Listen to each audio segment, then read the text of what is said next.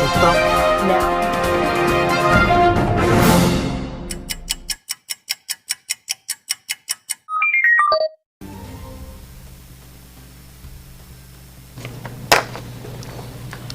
Hello, Long Beach, and welcome to the Memo with Franklin Sims. The joy of summer has arrived, and it's time for celebration as well as reflection. This year, Long Beach will celebrate for the first time in recent years Juneteenth. Juneteenth is America's second Independence Day. On July 4th, we celebrate our independence from the British. But it's on June 19th we celebrate the emancipation of enslaved people in the United States. Over 40 American states recognize the celebration of Juneteenth, but still, a lot of Americans aren't really sure what exactly it is. I want you to imagine this. You're living in 1863, it's January 1st, and Abraham Lincoln has just announced the Emancipation Proclamation. Slaves are free. Then 2.5 years pass, and it's June 19th, and you're in Galveston, Texas, picking cotton on a plantation. A Union general arrives on horseback and with troops.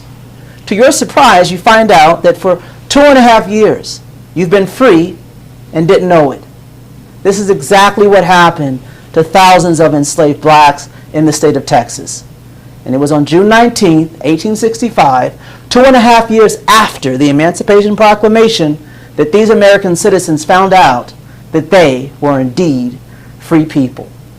Here to talk more about Juneteenth and the celebrations happening this coming Saturday in downtown Long Beach on Pine Avenue between 4th and 5th Street is Carl Kemp.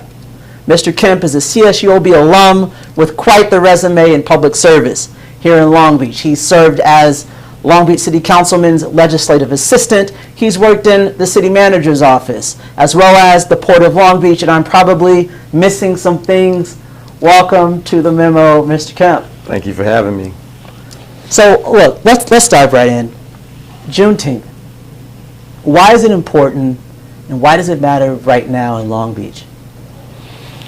Well, it's important because, you know, when I think about America, and I think when we all think about America, we have to ask what made America great in the first place. Outside of the principles that we celebrate in the documents, monetarily, what made America great was the free labor that produced the cotton and the tobacco and all of the things that, you know, made us an international powerhouse.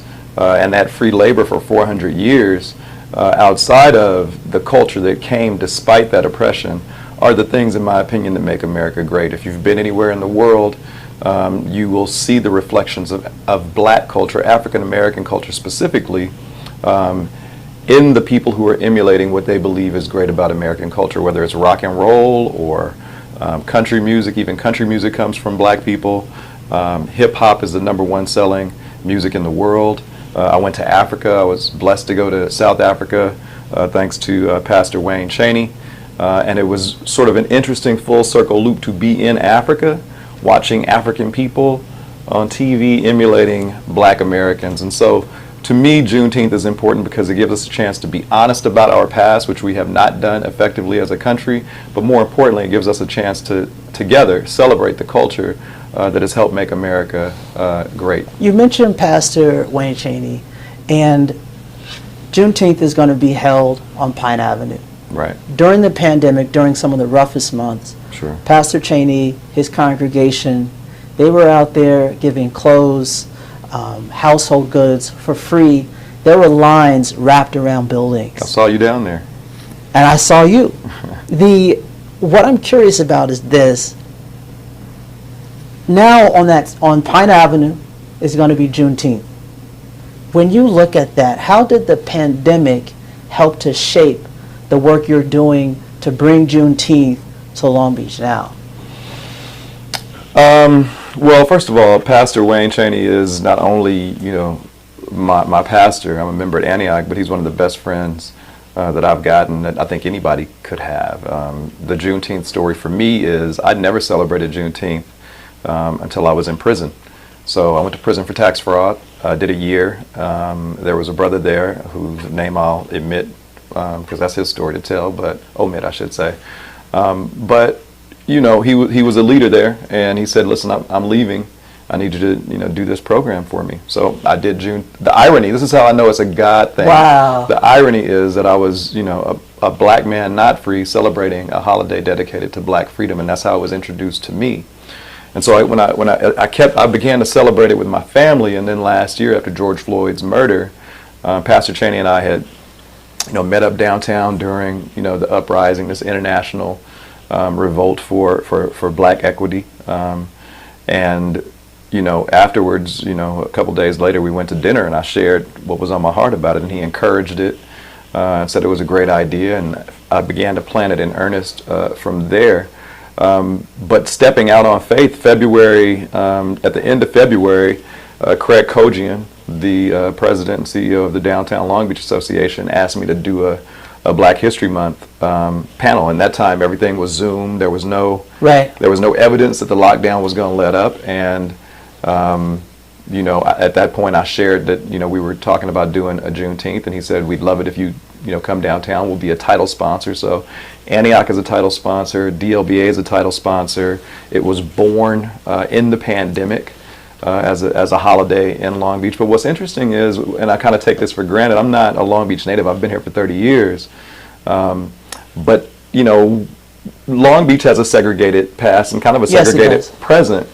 And people, especially the older generations, I get emails from people who've been here 60 years who are overjoyed in a way that I take for granted to be downtown. It means something for black people to be downtown, which doesn't necessarily register for me. And so this event, having been born in the pandemic, now being downtown, where folks from all over the region and certainly Long Beach can come and celebrate together. A year after George Floyd's murder, I was in 1992. I'm from South Central originally. Well, I grew up in South Central, but I remember what the streets looked like after the Rodney King verdict, and they were very different than the streets of Long Beach. And it put a legitimate lump in my throat to see that so many people from so many ethnic backgrounds were outraged with me. It wasn't just me and my Latino brothers and sisters in the streets. Yes. It was everybody. And that's what I find so dynamic about what you're bringing to Pine Avenue. And I'm sure it's a team of you. But when I say that, this is what I picture. I envision, back in the summer, last year, George Floyd protest, right? There was unrest on Pine Avenue was one of the ground zeros in Long Beach. You had arson, you had looting. Primarily, the protests in Long Beach were peaceful. But the National Guard were on Pine Avenue. Pine Avenue was boarded up. And now, we're almost a year later, and there's Juneteenth. How does that resonate with you, being at the center of that? Well, first let me say that I was down there before things started getting broken and burned. I, along with another brother who's has been active in the movement in the streets for a long time in Long Beach, a brother named Blue, stopped. I know Blue. We physically stopped. He physically stopped. People. A guy broke out a window, and I had observed this guy. A longer story, but there were agitators that took advantage of the situation and unfortunately made a beautiful thing turn into an ugly thing. But to come full circle and be down there now, again, Juneteenth is a cause for celebration, and it's if you love black culture and you want to come celebrate black culture with us, and you know how to act, we're happy to have you. Come on down. This is for everybody. Juneteenth should, in my opinion, be a holiday where we celebrate black culture in the same way that folks who celebrate St. Patrick's Day and don't know anything about St. Patrick, or folks who celebrate Cinco de Mayo and don't know anything about Cinco de Mayo, come and celebrate with us with a celebration in mind, and then learn something on the way as you go. So my understanding is that we can look forward to live music, to entertainment, and more. Can you sort of paint a picture for folks? What can they expect? What can Long Beach residents expect when they arrive to Juneteenth on Pine? There's going to be a beautiful energy, and let me just say this whole thing is a call from God. So like the things that the fingerprints on it, they're no accidents. But when you come down there, you're going to feel such great energy. You're going to see a wonderful scene. There's vendors. There'll be a food truck. There'll be an opportunity to patronize the downtown businesses. That's we have beautiful. a great lineup. We've got African drums, the Le Ballet Dimbaya, kids I used to play with. I took drum lessons at Homeland Cultural Center. Wow. And now these children are grown-ups and they have an award-winning African dance and drum troupe. We've got a mass choir. Antioch has put together a 30-person choir, some of the best gospel talent Are we going to come there in and the have land. church? Yeah, we've got folks who have sang in Sunday service choir with Kanye. It's just going to be we've got some major acts. We've got but before we get to those, I want to just give everybody their due. Long Beach Poly Jazz Band will be there. So it's telling a story of African music, gospel music, jazz music. We have poetry, poetic D and philosophy, and some talented talented young people from Cal State Long Beach will be there.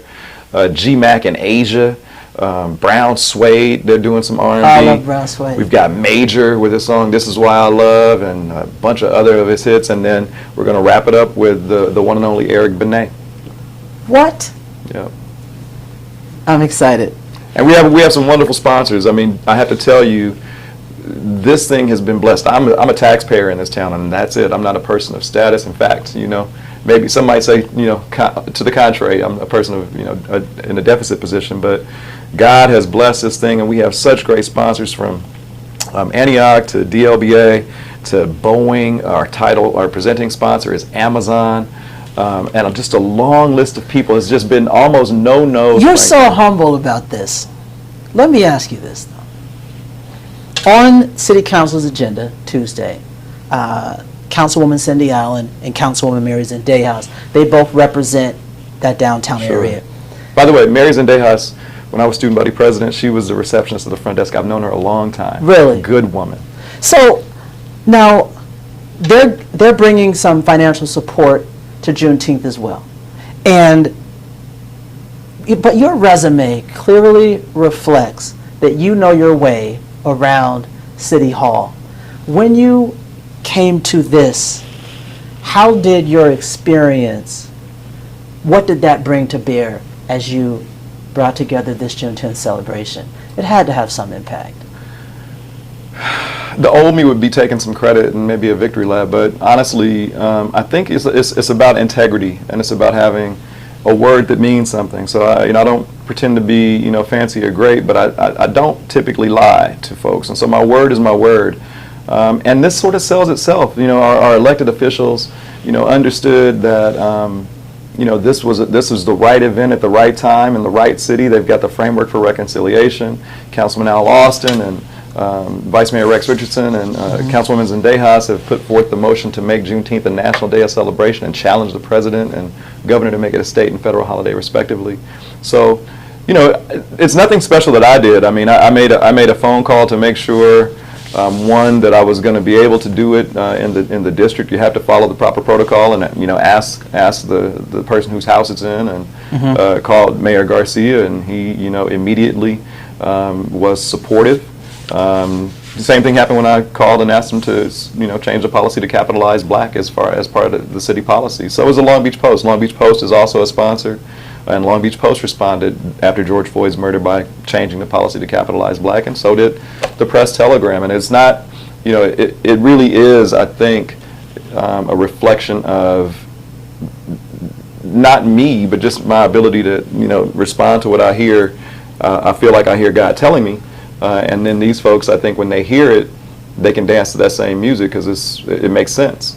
The black community in Long Beach needs individuals who are able to move and make things happen.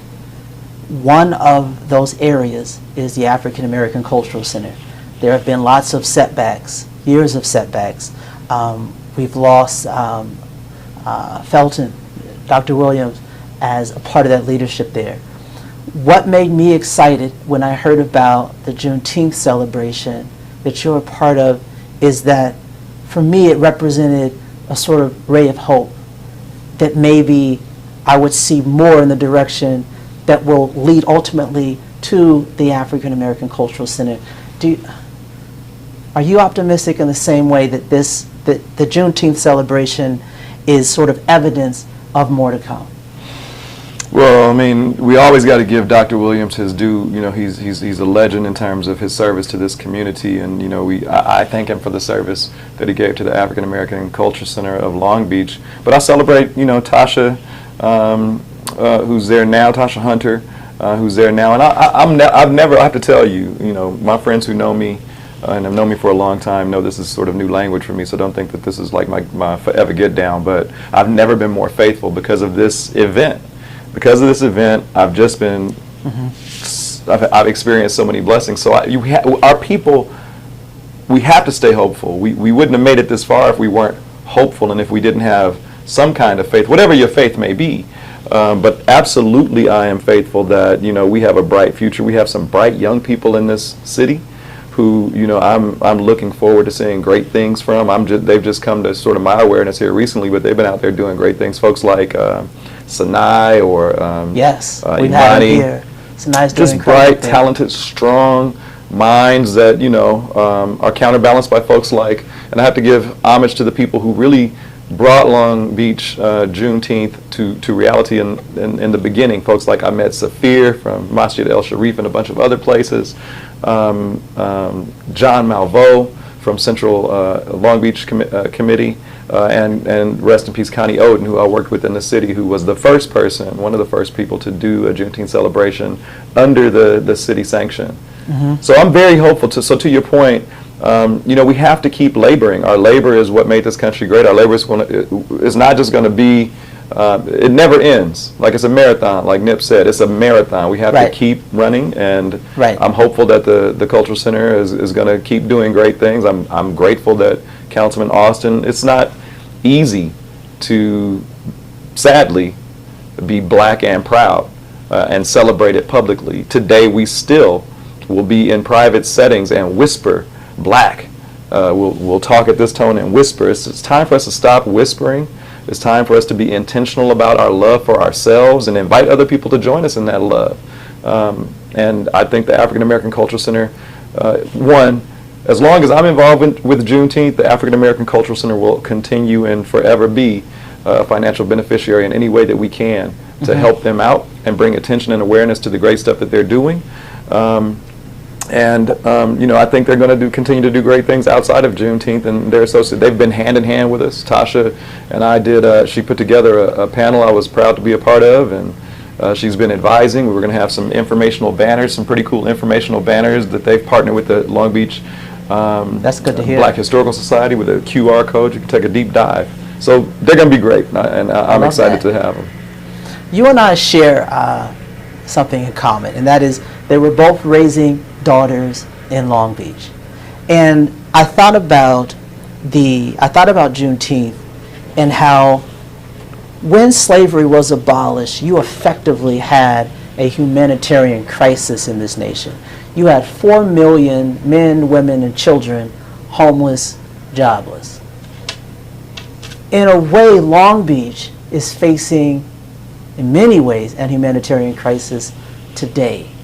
When you're raising your girls in Long Beach, how do you talk to them about what's happening in the city now? And in context of Juneteenth, what's that going to mean to them, you think? Well, what crisis are you talking about? I'm talking about homelessness in our city. I'm talking about poverty in our city, the housing crisis, those things. Yeah. Well, you know, one thing I've committed to doing, and I've told them, is I'll never lie to them. So I don't lie to them. My mother didn't candy coat things with me, so I don't really candy coat things with them.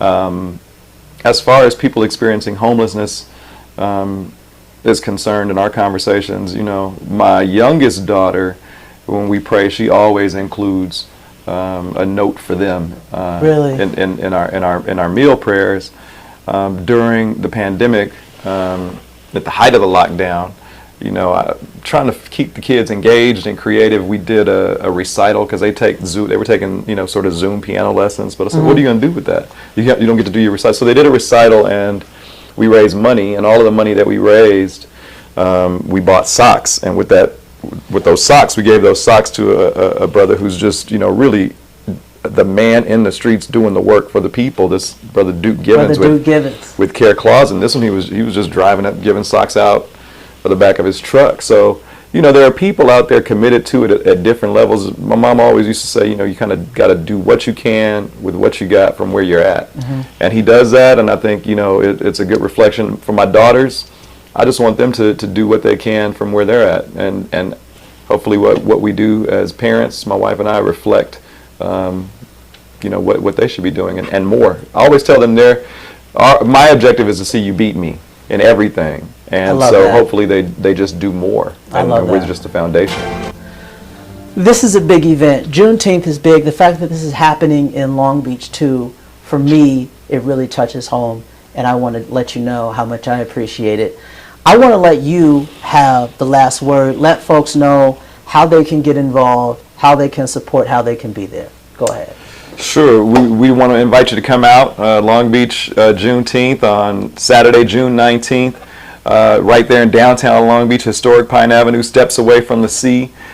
Tickets are available. Free tickets are available at lbjuneteenth.com. If you can't make it, and we may reach capacity, we encourage you to go to Long Beach Post. The Long Beach Post has a live virtual broadcast that will be streaming out, and who knows, maybe you can even see it on Long Beach Local News. I don't know how all this internet stuff works, but we would love to have it streamed here as well. We got some great acts.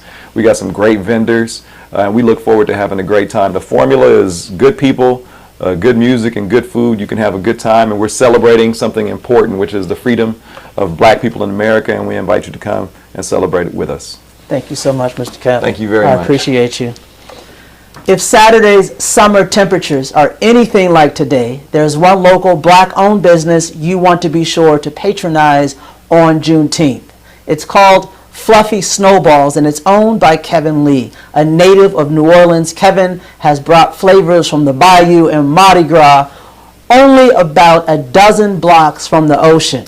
Our very own Shemaya Joy was live at Fluffy Snowballs, and here's her report from the Long Beach food scene. It's Shemaya, and I'm on the Long Beach food scene. There's no better way to enjoy a Saturday heat wave than with a fluffy snowball in Long Beach. Since so many locals have been raving about the fluffy snowball, I had to come and give it a taste. Let's go inside for a taste of Long Beach's food scene. So what's your favorite? My favorite, I would have to say between the strawberry cheesecake.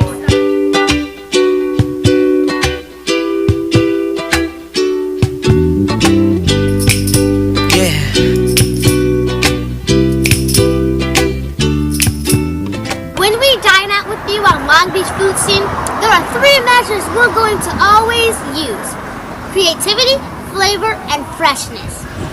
So number one, the creativity in this is awesome because it's rainbow and you can have many toppings, and I just like the size. Also, the flavor is amazing.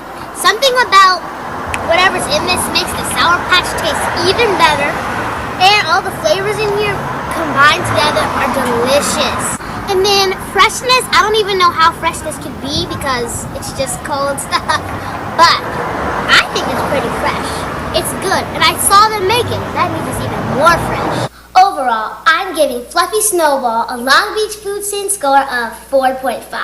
Food is everything, and Long Beach is life. I can't wait for us to dine out again together. Be kind to each other, and I'll see you guys soon on the Long Beach food scene with Shemaya. I love it. Thanks, Shemaya. I'm sure Fluffies will be packed this summer.